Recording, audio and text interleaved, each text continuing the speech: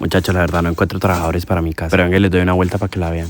Todo esto va a cambiar, mire, como ustedes ven acá, todo esto se ve dañado, esto ya no sirve, esto va a cambiar todo, listo. Esta es la sala principal del segundo piso, eso tiene demasiada historia. Acá jugábamos con mis hermanos, pero esto es lo que más recuerdo. Esta pared es donde nosotros anotábamos la edad y la altura.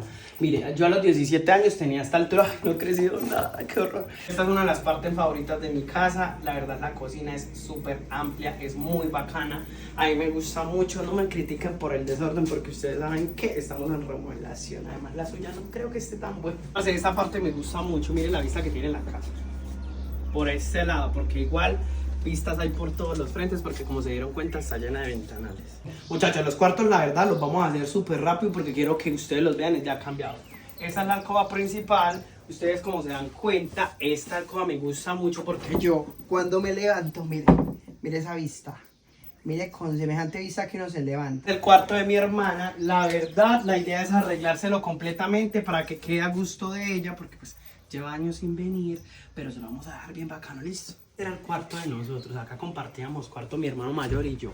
Acá había un camarote que más adelante se los muestro y ahora se volvió el cuarto de San Alejo. O sea, ustedes lo ven y la verdad se ve horrible.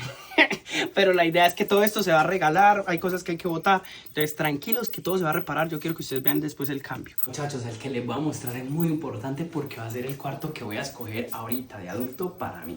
Este cuarto era de mi mamá, la verdad.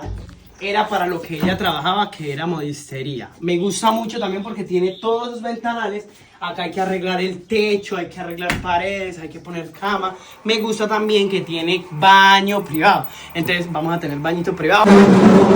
Este es el camarote del que les estaba hablando, pero pues ya los camarotes ya lo dejamos así. Eso se va a quitar, se va a arreglar. Yo quiero que ustedes vean el cambio que va a tener este cuarto, vamos. Parceros, acá se rinconó todo porque como vamos a pintar y vamos a arreglar, venga y les muestro. Acá es un zaguán súper largo, eso no sé si alcanzan a verme porque es oscurito, pero acá es como el patio de aseo y toda esa cuestión. Todo esto también se piensa arreglar, se piensa acomodar para que nos quede bien mero, listo.